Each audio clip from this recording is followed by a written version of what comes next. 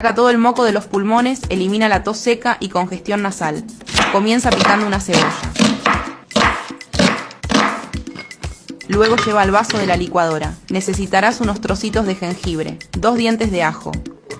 Seguido exprimir 2 limones.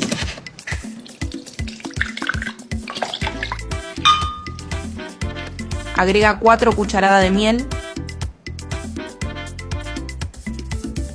Tapamos y llevamos a licuar por 1 minuto.